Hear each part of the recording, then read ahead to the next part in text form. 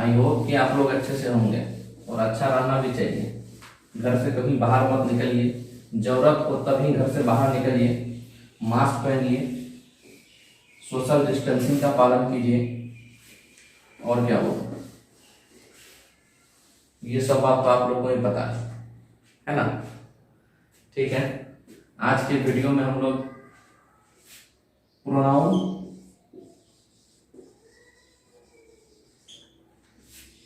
के बारे में पढ़ेंगे।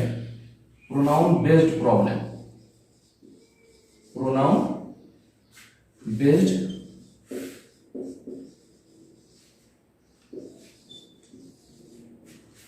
प्रोनाउन बेस्ड प्रॉब्लम के बारे में पढ़ेंगे। ओके, सबसे पहला सेंटेंस हम लोगों का है। अब मैंने दोस्तों सेंटेंस लिखा है, mister Verma likes music who helps him to relax. दोस्तों यहाँ रिलेटिव प्रोनाउन हु का प्रयोग हुआ है और मैंने आप लोगों को बता दिया है कि हु जो है वो व्यक्ति के लिए हम लोग यूज करते हैं, वस्तुओं और जानवरों के लिए, ठीक है, हम लोग विच का प्रयोग करते हैं और दैट का प्रयोग तीनों के लिए करते हैं। ठीक है, तो यहाँ हु और हु जो है किसके लिए यूज हो रहा है, म्यूजिक के लिए। हु का एंटीसीडेंट कौन क्या है, हु का एंटीसीडेंट क्या है, म्यूजिक है, और म्यूजिक जो है वो व्यक्ति नहीं है, इसीलिए हु के जगह पे जो है विच का प्रयोग करना होगा, मतलब हु को रिप्लेस करके विच डालना पड़ेगा। तो मेरा सेंटेंस हो जाएगा, mister Verma likes music which helps him to relax. ठीक है, विच भी कर सकते हैं और दैट भी कर सकते हैं, क्योंकि यहाँ कोई स्पेसिफिक कंडीशन नहीं है दैट का यूज होने का। तो हम लोग पहले भी पढ़ चुके हैं, दैट का प्रयोग हु और विच दोनों के लिए होता है। ठीक है, तो विच और दैट दोनों का प्रयोग कर सकते हैं। दोस्तों अब मैंने सेंटेंस लिखा, man is the only animals who laughs. दोस्तों मैंने आप लोगों को बता दिया कि सेंटेंस में जब दी ओनली का प्रयोग होता है तो हम लोग रिलेटिव प्रोनाउन दैट का प्रयोग करते हैं। ठीक है, तो दी ओनली एनिमल्स हु हो गया, हु का प्रयोग नहीं करेंगे, हम लोग दैट का प्रयोग करेंगे। ठीक है, क्योंकि सेंटेंस में दी ओनली आ गया और दी ओनली के लिए हम लोग रिलेटिव प्रोनाउन दैट का प्रयोग करते हैं। ठीक है, कोई दिक्कत तो नहीं हो रहा आप लोगों को। ठीक है, आगे चलते हैं। दोस्तों अब मैंने सेंटेंस लिखा है, you and I have done my best in the examination. सबसे पहले तो ये हम लोग चेक करेंगे कि ये दो पर्सन के सब्जेक्ट जो यूज हुए हैं, यह सेंटेंस पहले गुड सेंस में या बैड सेंस में, तो गुड सेंस में है। तो गुड सेंस में तो 231 फॉर्मूला को हम लोग फॉलो करेंगे, क्योंकि दो ही प्रोनाउन है, तो हम लोग इसका सीक्वेंस होगा क्या, 2 3 3 1 2 1, इस तरफ से होगा, उल्टा हम लोग नहीं आएंगे, इस तरफ से जो है हम लोग नहीं आएंगे, इस तरफ से आएंगे। तो 2 3 3 1 2 1, तो यहाँ मैं देख रहा हूं कि 2 और 1 सीक्वेंस को फॉलो कर रहा, मतलब सीक्वेंस जो है प्रोनाउन का सही है। और इसके बाद वर्ब भी प्लूरल लगाया गया है, हैव, तो यहाँ भी कोई दिक्कत नहीं है। डन, यहाँ माई आ गया, यहीं पे दिक्कत है। दिक्कत ये है कि पॉसेसिव एडजेक्टिव का प्रयोग जो होता है जब दो पर्सन के प्रोनाउन एंड से जुड़कर सब्जेक्ट के रूप में, जब दो पर्सन के प्रोनाउन एंड से जुड़कर सब्जेक्ट के रूप में यूज हो, तो जो सब्जेक्ट ज्यादा पावरफुल होता है, जो मैंने आप लोगों को ट्रिक बताया था, अगर आप लोगों ने अगर वो वीडियो मेरा नहीं देखा है तो आप मेरा वो वीडियो देख सकते हैं। तो you and I have done, my के जगह पे जो है वो आवर का प्रयोग होगा। क्यों आवर का प्रयोग होगा, क्योंकि आई के लिए जो है पॉसेसिव एडजेक्टिव हम लोग आवर का प्रयोग करते हैं, और यू और आई में जो है आई फर्स्ट पर्सन जो ज्यादा पावरफुल है, और फर्स्ट पर्सन में भी वी, और आई और वी में वी ज्यादा पावरफुल है, इसीलिए वी का जो पॉसेसिव एडजेक्टिव है आवर, वो हम लोग यूज करते हैं। ठीक है, तो माई की जगह पे क्या हो जाएगा, आवर हो जाएगा। तो मेरा सेंटेंस हो जाएगा, you and I have done our best in the examination. ठीक है दोस्तों, नेक्स्ट सेंटेंस मैंने लिखा है, the vice principal and the principal of this college have given his consent to join the meeting. यहाँ देखिए दोस्तों, व्यक्ति दो हैं, वाइस प्रिंसिपल और प्रिंसिपल, और दोनों के पहले जो है आर्टिकल्स का प्रयोग किया गया है, इसीलिए व्यक्ति दो हो गए। ठीक है, तो व्यक्ति दो हो गए, तो वर्ब भी एकदम सही यूज किया गया है, हैव। ठीक है, जब सब्जेक्ट मेरा प्लूरल हो गया, मेरा वर्ब प्लूरल हो गया, तो पॉसेसिव एडजेक्टिव भी तो प्लूरल होनी चाहिए, इसीलिए हिज के जगह पे क्या हो जाएगा, देयर। हिज के जगह पे क्या हो जाएगा, यहाँ दिख नहीं रहा आप लोगों को, हिज के जगह पे जो है क्या हो जाएगा, देयर। ठीक है, तो मेरा सेंटेंस हो जाएगा the vice principal and the principal of this college have given their consent to join the meeting. ठीक है दोस्तों, अब दोस्तों इसी में हम लोग एक और एरर कर लेते हैं। एक और एरर ये कर लेते हैं कि हम लोग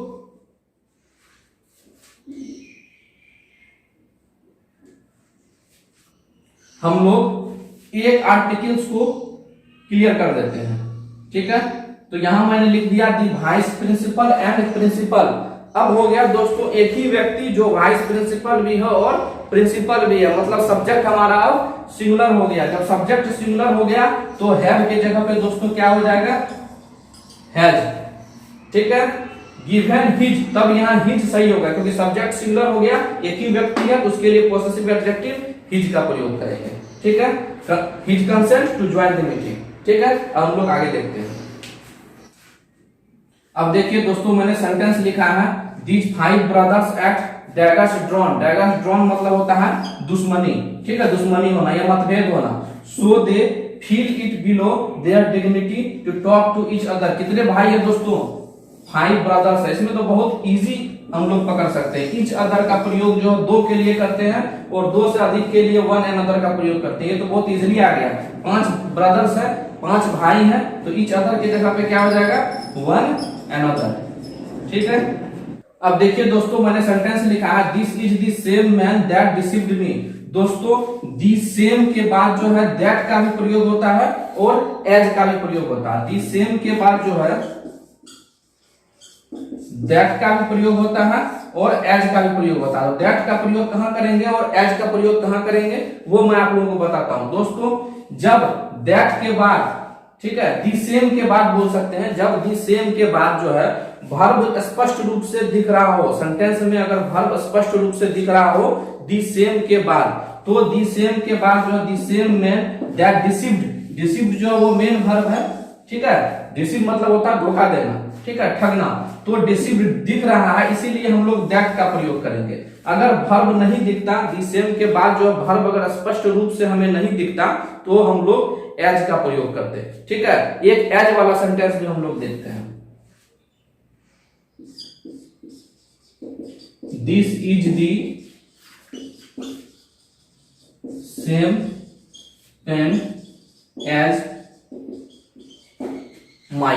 ठीक है, तो यहां दोस्तों दी सेम के बाद जो है वर्ब हमें स्पष्ट रूप से नहीं दिख रहा, this is the same pen as my नहीं है, इसीलिए हम लोग एज का प्रयोग कर देंगे। मतलब दी सेम के बाद अगर वर्ब स्पष्ट रूप से हमें दिखे तो दैट का प्रयोग करेंगे, अगर वर्ब स्पष्ट रूप से नहीं दिखे तो एज का प्रयोग करेंगे। ठीक है, जैसे इसी पे एक और सेंटेंस हम लोग बना सकते हैं this is the same man that helped me. मैंने आप लोगों को दोस्तों बताया था कि जब एज वेल एज दो सब्जेक्ट को जोड़ता है तो एज वेल एज के पहले जो सब्जेक्ट रहता है उसके अकॉर्डिंग हम लोग वर्ब लगाते हैं और उसी के अकॉर्डिंग जो है हम लोगों को अगर रिफ्लेक्सिव प्रोनाउन लगाना रहे तो उसी के अकॉर्डिंग लगाएंगे, पोसेसिव एडजेक्टिव अगर लगाना रहे तो उसी के अकॉर्डिंग लगाएंगे, क्योंकि सब्जेक्ट पे ही सब कुछ सेंटेंस का डिपेंड करता है। तो एज वेल एज के पहले दी ऑफिसर है और यहाँ पे एब्सेंटेड है। मैंने आपको बताया था कुछ वर्ड, कुछ वर्ब के बारे में मैंने आप लोगों को बताया था जो वर्ब निश्चित रूप से अपने बाद रिफ्लेक्सिव प्रोनाउन लेते हैं। वो वर्ब जो होते हैं दोस्तों वो ट्रांजिटिव वर्ब होते हैं। ट्रांजिटिव वर्ब को दोस्तों बोलते हैं सकर्मक क्रिया।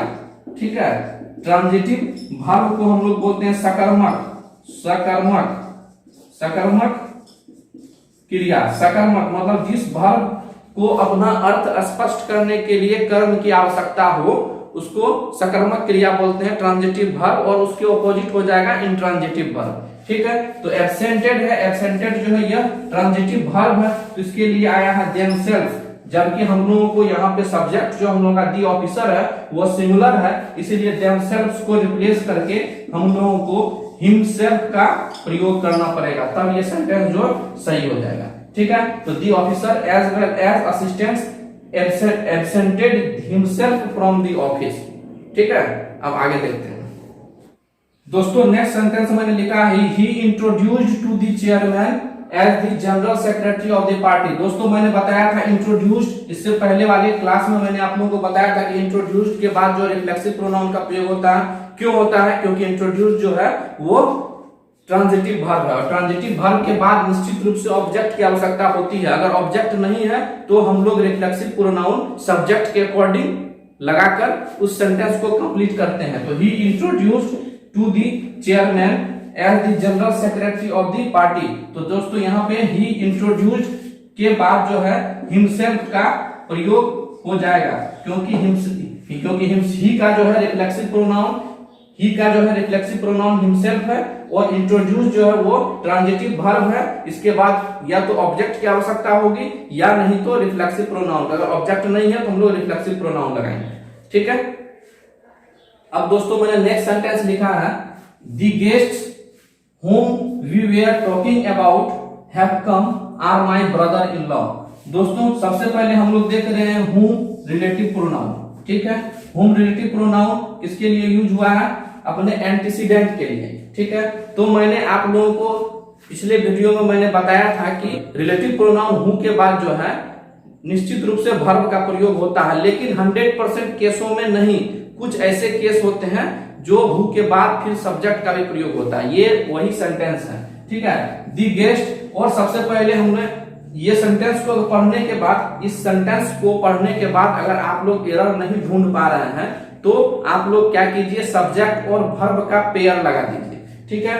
तो सब्जेक्ट सबसे पहले हम लोग ढूंढते हैं, तो दी गेस्ट मेरा एक सब्जेक्ट है, ठीक है। वी जो है मेरा दूसरा सब्जेक्ट है, ठीक है। दो ही सब्जेक्ट है तो यहाँ पे दो ही वर्ब होना चाहिए, तो ठीक है। तो दी गेस्ट वी के लिए तो वेयर टॉकिंग जो है एक वर्ब आ गया, ठीक है। वेयर टॉकिंग वी के लिए आ गया, ठीक है। दी गेस्ट के लिए जो है हैव कम आ गया, ठीक है। अब बचा आर। अरे यहाँ तो एक और वर्ब है, इसका मतलब एक और सब्जेक्ट होगा। तो वो सब्जेक्ट क्या होगा? वो सब्जेक्ट होगा रिलेटिव प्रोनाउन हु, क्योंकि जितना वर्ब उतना सब्जेक्ट। बात को समझ गए? तो मेरा सेंटेंस सही हो जाएगा। जैसे अगर इस पार्ट को हम लोग अगर whom we are talking about को अगर हम लोग ओमिट कर देते हैं तो हम लोग पढ़ेंगे the guests who have come are my brother in law, ठीक है।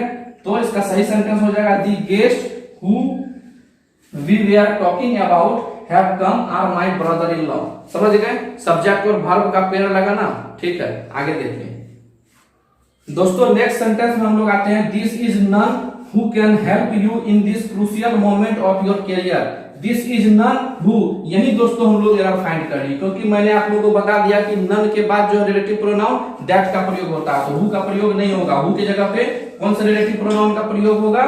तो दैट का प्रयोग होगा, ठीक है। नन, ऑल, एवरीथिंग, है ना, nothing, the only. Superlative degree के बाद हम लोग दैट का प्रयोग करते हैं। ऑल के बाद में हम लोग रिलेटिव प्रोनाउन दैट का प्रयोग करते हैं, लेकिन जब ऑल किसी वस्तु के लिए यूज हुआ हो, ठीक है, वो वस्तु सिंगुलर हो या प्लूरल कोई फर्क नहीं पड़ता, ठीक है। दी सेम के बाद भी हम लोग दैट का प्रयोग करते हैं। कब करते हैं? जब दी सेम के बाद वर्ब स्पष्ट हो तो दैट का प्रयोग करेंगे, अगर स्पष्ट नहीं हो तो एज का प्रयोग करेंगे, ठीक है दोस्तों। अब मैंने सेंटेंस लिखा है, you and my self will enjoy eight the party. तो सबसे पहले दोस्तों रिफ्लेक्सिव प्रोनाउन का प्रयोग हम लोग सेंटेंस के सब्जेक्ट के रूप में नहीं करते हैं, तो यही मेरा गलत हो गया, यू एंड आई हो जाएगा। फिर भी मैं आगे सेंटेंस देखता हूं, एक जगह मैंने और एरर डाला है, you and I will enjoy eight the party. दोस्तों इंजॉय जो है वो ट्रांजिटिव वर्ब है। पिछले वीडियो में मैंने आप लोगों को बताया था कि जो ट्रांजिटिव वर्ब होते हैं या तो वो ऑब्जेक्ट लेते हैं या ऑब्जेक्ट नहीं है, ऑब्जेक्ट मिसिंग है, तो रिफ्लेक्सिव प्रोनाउन का प्रयोग करते हैं। तो एंजॉय यू के बाद, एंजॉय के बाद हम लोग रिफ्लेक्सिव प्रोनाउन का प्रयोग करेंगे। लेकिन अब समस्या यह है कि यहाँ दो सब्जेक्ट है, तो किसके लिए? यहाँ दो सब्जेक्ट है, तो कौन सा रिफ्लेक्सिव प्रोनाउन का प्रयोग करेंगे? तो यू एंड आई में आई के अकॉर्डिंग रिफ्लेक्सिव प्रोनाउन जो होता है आवर सेल्फ वो यूज करेंगे, क्योंकि यू एंड आई में आई के लिए हम लोग पॉसेसिव एडजेक्टिव आवर का प्रयोग करते हैं और रिफ्लेक्सिव प्रोनाउन आवर सेल्फ का प्रयोग करते हैं। तो एंजॉय के बाद क्या हो जाएगा? Our self. तो हो जाएगा you and I will enjoy our self at the party. Okay, next चलते हैं। आगे मैंने लिखा दोस्तों, the hotels of Patna are more luxurious than Muzaffarpur. दोस्तों मैंने पहले ही आप लोगों को बता दिया है कि कंपैरिजन जो होता है बराबर की चीजों में करते हैं। यहाँ कंपैरिजन जो होटल का कंपैरिजन जो है मुजफ्फरपुर से कर दिया गया, जो बिल्कुल गलत है। दी होटल्स ऑफ पटना, मतलब पटना का होटल है तो मुजफ्फरपुर का भी होटल होना चाहिए। तो क्या हो जाएगा, the hotels of Patna are more luxurious than those of Muzaffarpur, than those of इसीलिए कि होटल्स जो है यहाँ प्लूरल है, अगर होटल लाता तो दैट ऑफ करते, ठीक है। अब आगे देखते हैं दोस्तों, नेक्स्ट सेंटेंस है he is one of those who would much rather sacrifice his life than turn disloyal to the country. दोस्तों he is one of those, who जो है क्या रिलेटिव प्रोनाउन है, और हु का एंटीसीडेंट क्या है, दोज। दोज सिंगुलर है या प्लूरल है, तो प्लूरल है, तो आगे इसके लिए हम लोग प्लूरल वर्ब का भी प्रयोग होना चाहिए और प्लूरल एडजेक्टिव का भी प्रयोग होना चाहिए। तो आगे देखते हैं, who would much rather sacrifice his जो है वो दोस्तों सिंगुलर एडजेक्टिव पोसेसिव एडजेक्टिव है या प्लूरल पोसेसिव एडजेक्टिव है, तो ये सिंगुलर है, तो यहाँ प्लूरल होना चाहिए। तो क्या हो जाएगा यहाँ पे, देयर हो जाएगा, ठीक है। Their life that turn disloyal to the country, यहाँ इसमें एक ही सेंटेंस में एक ही एरर था, ठीक है। दोस्तों नेक्स्ट सेंटेंस मैंने लिखा है, there were 8 industrious workers and 5 lazy one in this factory. दोस्तों यहाँ पे हम लोग एरर ढूंढते हैं, देयर वेयर 8 इंडस्ट्रियस वर्कर, यहाँ तो ठीक है क्योंकि 8 है, 8 जो वर्कर्स हैं, तो वेयर का प्रयोग हुआ है प्लूरल वर्ब का, वो बिल्कुल ठीक है। एंड 5 लेजी वंस, तो यहाँ वर्कर्स के रिपीट का फिर से रिपीटेशन नहीं हो, इसीलिए यहाँ पे वन लिख दिया गया है, लेकिन चूंकि वर्कर्स जो है प्लूरल है इसलिए वन के जगह पे जो है वंस का प्रयोग करना पड़ेगा, तो सेंटेंस मेरा सही हो जाएगा। तो मैं फिर से आप सही करके बोलता हूं कि there were 8 industrious workers and 5 lazy ones in this factory. Okay, ठीक है दोस्तों, आप लोग हमें कमेंट करके जरूर बताएंगे कि प्रोनाउन पे जो मैंने प्रॉब्लम सॉल्व करवाया है वो वीडियो आप लोगों को कैसा लगा। अगर कुछ डाउट बच गया हो तो हमें कमेंट कर जरूर बताएं, नेक्स्ट वीडियो में उस डाउट को मैं क्लियर करूंगा। इसी तरह देखते रहे आरजे इजी इंग्लिश प्लेटफॉर्म। बहुत बहुत धन्यवाद।